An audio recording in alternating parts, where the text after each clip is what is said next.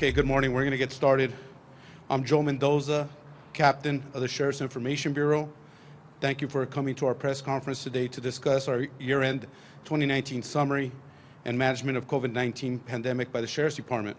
Now I would like to introduce the Sheriff of Los Angeles County, Alex Villanueva.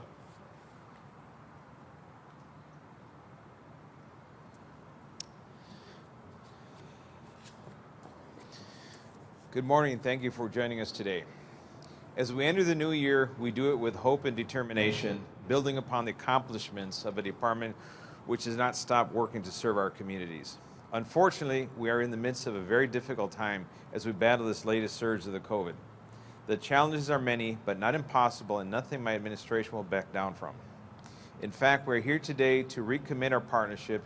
In doing so, it means we can eventually stop this devastating disease. The following initiatives by my administration are all actions I have ordered to preserve life.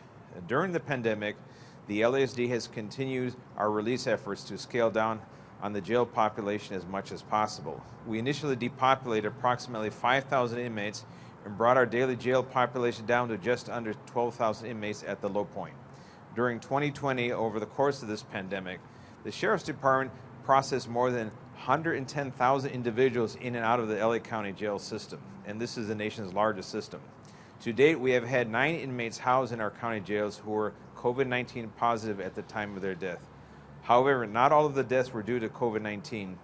2 have been medically determined to be a result of other unrelated causes. All of these individuals had other underlying health issues. Our condolences go out to the families. But to put this into perspective, remember, this is the nation's largest jail system, and that low level of mortality rate is nothing short of a miracle. Other systems that are a fraction of the size of ours have 2-3 times the mortality rate of our jail system. So a shout out to our correctional health services, the medical staff, the doctors and nurses, all the clinicians, all the hard work they've done, our deputy sheriffs, our custody assistants, and all of our security staff working in the jails, in the 7 different jails that we have in LA County. They've done an incredible job.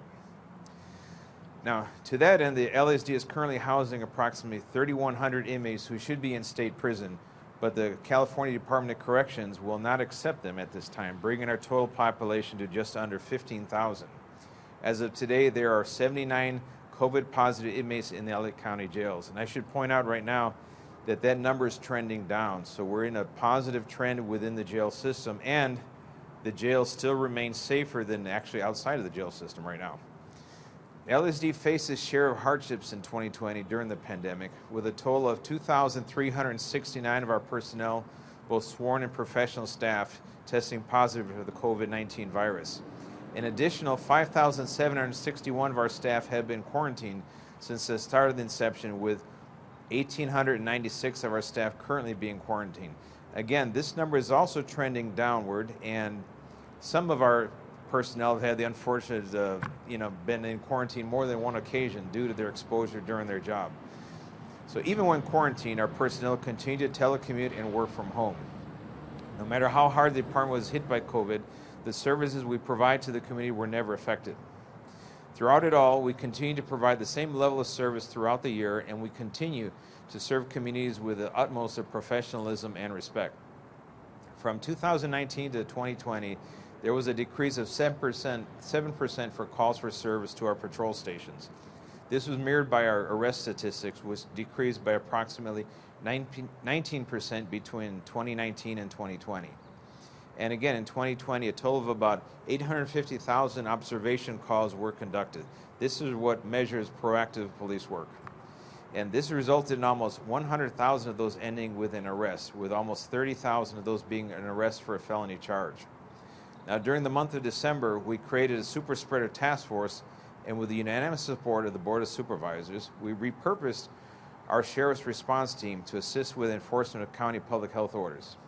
We went to large pre-planned underground events, which drew large crowds of people who were not socially distancing or wearing masks and had no remorse about possibly infecting the rest of the public due to their carelessness. This does not mean the task force is going to your homes or breaking up your backyard barbecues or family get-togethers. That never happened. Over the holidays, the Super Spreader Task Force arrested 426 individuals, which included mostly adults and a few juveniles, recovered 14 firearms, and rescued one at-risk juvenile. At those events, nitrous oxide, commonly known as NOS, was readily available for ingestion by partygoers through balloons as a source of an intoxication, and several tanks were seized as a result of this. I've made it clear we will seek out and take law enforcement action against all super spread events occurring anywhere within Los Angeles County. The goals of these enforcement actions is to reduce the spread of COVID-19 and the risk to our vulnerable populations. And the places we went to was the city of Los Angeles on multiple occasions, Hawthorne, Compton, Malibu, Palmdale, Carson, Pomona, and multiple locations throughout unincorporated county areas. As of yesterday, the LA County Sheriff's Department Public Health has tragically reported more than 11,000 confirmed COVID-19 deaths. To date, Public Health identified 840,611 positive cases of COVID-19 across all areas of LA County and a total of 11,071 deaths. Yesterday, the LA County Sheriff's Department distributed our first round of COVID vaccinations to our own personnel in Tier 1A. And let me stop right here and let you know that we have paramedics, we have emergency medical technicians, we have people that are trained medically to care for inmates and personnel they come across. For example, our rescue units, our search and rescue in the mountains. So with those people are in the Tier 1A. And so far, 135 of our personnel have been vaccinated. What is interesting is these vaccinations were administered by our 26 deputy sheriffs who are paramedics for the department. And these same paramedics will be responsible for administering the Moderna vaccine to approximately 300 other of our LASD personnel who also fall under the Tier 1A.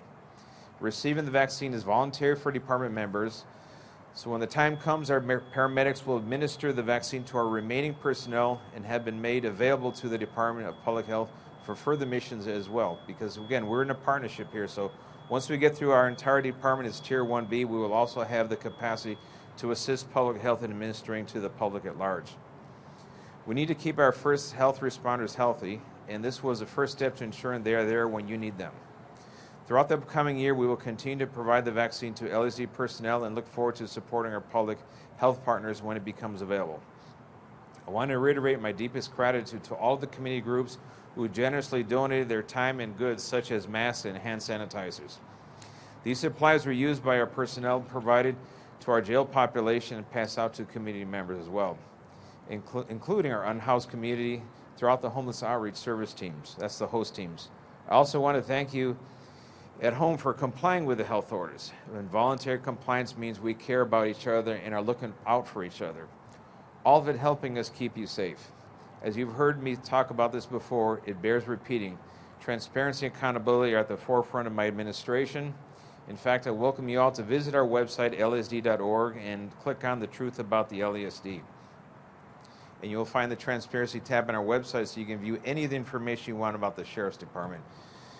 And with that, I care and I am committed, as I strongly believe that all of you working together will make a difference in the battle against COVID-19. Thank you again, and I want to wish everyone a happy and a safe New Year. So any questions in English? Sheriff, good Morning. morning.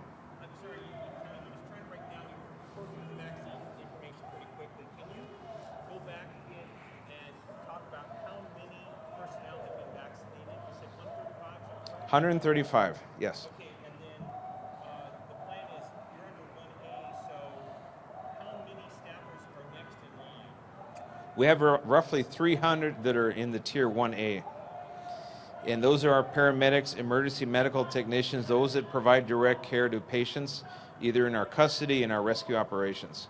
Okay, are you having similar issues where some deputies are refusing vaccines out of fear or confusion? We did a survey, and our survey indicates between 70 and 80% of our personnel want to take the vaccine, so I don't think that's going to be an issue for us. And then do you have a target date of when your whole department will be inoculated? It's going to take us 2 months to go through the entire department. So it'll take 1 month to go through everybody once, and then obviously the 28 days, then the second round. And we have the personnel available to do that now, and they're being vaccinated as we speak. So we're ready. We're just waiting to receive our turn in line and then our shipment. Going back to some of these crime stats in service and whatnot, I know this was a very unusual year in general. Yes. How would you characterize crime Well, we can definitely say the pandemic altered movement of people, and it altered the opportunities for crime. So you saw major drops in a few categories. Robberies dropped significantly, residential burglaries dropped significantly, grand theft crimes dropped, primarily because businesses were closed, so those opportunities were gone for robberies. And then people are at home, so residential burglaries also diminished significantly because everybody's at home. Kind of hard to burglarize when people are there. The uptick, though, was in grand theft auto and in homicides, which is the most troubling. We closed the year with a 40% increase in homicides, which is statistically significant, but that trend is mirrored throughout the entire nation. All major metropolitan areas saw a very similar increase in homicide. So that is, we're going to have to unravel that mystery exactly what drove that particular crime. Grand theft auto is easier to explain because so many people at home, people are parking vehicles in residential areas where they're normally not, no surveillance, and they're basically sitting ducks. Where does your relationship stand into the new year with the Board of Supervisors? You've got a new person in there. What's the status now? There was a lot of back and forth in 2020. Where are you at now? Well, I think we're in a better place in 2021 than we were in 2019, for sure, and 2020 for that matter. I think we closed the year. In December, the board voted unanimously to provide the resources for our super spreader enforcement actions. And from my experience with 2 years at the helm, that was the first time the board actually did something that was positive towards the department. So it was a big thumbs up for me. We appreciate that. And I look forward to working with the board. I think maybe they had their doubts about what I'm doing or how I'm getting the job done, but the results speak for themselves. We're here to stay, and we mean business, and we're definitely eager to work collaboratively with the board. I think everyone working together towards common goals, we're going to advance far more than just butting heads all the time. Do you think that means perhaps more funding coming to you in 2021? We sure hope so, because right now we were defunded by $145 million in the current fiscal year, and that pared us down to the bone in all of our activities. So any further reduction is going to result in a withdrawal of public safety services that's going to harm the public directly. Thank you, sir. And enforcing that or assisting in maintaining those guidelines? Well, some of the guidelines, for example, wearing the mask, social distancing, the stay-at-home orders, from a law enforcement perspective, they're almost virtually impossible to enforce because we're talking about a population of 10 million people, and we're not going to be the police of who's where or who's not. It's impossible. As it is, our hands are full just handling our normal workload. However, targeted things that we can do that have major impact, for example, the super spreader event. And I think also if we have unmasked protesters going into establishment, we're going to take a hard look at that. And I want to have some of these people explain their reason in front of a judge. So we will be making enforcement action on those type of protests as well. Those ones are, from an enforcement perspective, this is a criticism I've had of the planning process because law enforcement has never been involved in any of the planning process on the health orders. So this is a discussion we would have to have before you make an order to see how enforceable it is or not. And that's always been a challenge.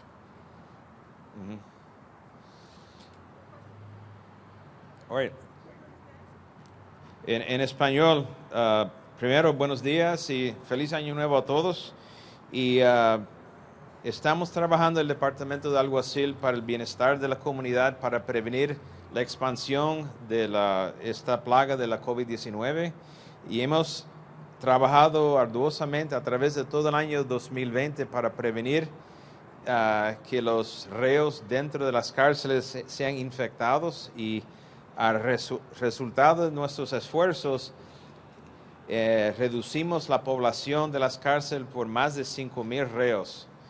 Y entonces fueron 9 reos que fallecieron a través de la COVID-19, 6 de ellos directamente, 3 por otras razones relacionados con otras enfermedades, pero ese resultado es las condolencias para las familias de los que sí fallecieron, pero esa cantidad tan y tan pequeña con el sistema carcelario más grande de toda la nación es nada menos que un milagro, porque cárceles mucho más pequeños, sistemas estatales de prisiones mucho más pequeños que nosotros sufrieron tasas de mortalidad 2, 3, 4 veces más grande. ¿Y cómo hicimos tanto con tan poca mortalidad? Eso fue a través de los esfuerzos de los doctores, las enfermeras, los técnicos, todos los que están trabajando en cuanto a la salud entre los reos dentro de las cárceles, y entonces todos los alguaciles, los asistentes de custodia y todos los empleados de la cárcel que trabajan del departamento del alguacil, trabajando arduosamente para tener ese resultado que es muy positivo a pesar de la tragedia que estamos sufriendo a través de toda la comunidad. Hoy en día es más seguro estar dentro de la cárcel que afuera de la cárcel con respecto a la COVID-19. Ahora, hicimos mucho más. Hubo un impacto muy grande en el departamento también. Un total de 2.369 de nuestro personal fueron afectados con COVID-19 positivo, y en bajo cuarentena hemos tenido más de 5.700 han estado bajo cuarentena en un periodo u otro a través de ese periodo del año 2020. Y estamos haciendo las pruebas para el COVID-19 para todos los empleados que lo necesitan, y los que están bajo cuarentena están trabajando de sus casas usando las computadoras o siguen manteniendo esa actitud positiva, trabajando para el beneficio de todo el pueblo. Entonces, en cuanto a las llamadas de emergencia, a todo lo que hacemos en cuanto al patrullaje, se vio una disminución de 7% de llamadas o de observaciones que hicieron los alguaciles, y una disminución de 19% en arrestos. Pero es muy poco en comparación al impacto del COVID-19 a nuestro personal. El trabajo se siguió haciendo. Y entonces hicimos una fuerza de choque para impactar a las fiestas ilegales o ilícitas que están trabajando de una forma ilegal. Y estuvimos en muchas diferentes ciudades, Ciudad de Los Ángeles, Hawthorne, Compton, Malibu, Palmdale, Carson, Pomona y diferentes áreas a través del condado de Los Ángeles. Hicimos un total de 400, a ver, tengo el número aquí, unos 426 arrestos, 14 armas de fuego, y más de 1.400 personas fueron detenidos en una forma u otra y dejados libres con una advertencia respecto a las órdenes de salud pública. Y esto resultó en muchas otras fiestas que fueron canceladas, y fue un impacto muy positivo en cuanto a eso. Y en cierre para español, queremos que la gente visite las páginas de lasd.org para ver mi discusión sobre la realidad del Departamento del Alguacil, y cualquier pregunta que tengan sobre transparencia o accountabilidad, pueden visitar las páginas del departamento. ¿Alguna pregunta en español? ¿Qué refuerzos se está haciendo para contener la pandemia de parte del Departamento del Alguacil? Bueno, estamos haciendo esta fuerza de choque en cuanto a las fiestas ilegales, y vamos a hacer cuando hay protestas y máscaras que están entrando a lugares, vamos a también impactar esas protestas. ¿Qué clase de castigo se le daría a las personas que tuvieran? Una violación de las leyes de salud pública es un delito menor, pero puede resultar una multa financiera y hasta 6 meses en la cárcel. Y eso es a discreción del juez. ¿Algún mensaje para la comunidad que sea testigo de alguna fiesta? Si tiene información de algo ilícito que va a impactar la salud pública, déjanos saber. Y nosotros vamos a investigar y tomar las medidas necesarias para terminarlo, prevenirlo, lo que sea. Pero hay que dejarnos saber primero. Las vacunas que se distribuyeron anoche. Sí. ¿Puedes hablar acerca de eso? Así, tenemos aproximadamente 18,000 empleados, pero tenemos alrededor de 300 empleados que son de la plaza primera en cuanto a la prioridad de la vacuna, porque ellos son los que son paramédicos, los que trabajan con los pacientes, con los reos que son pacientes también.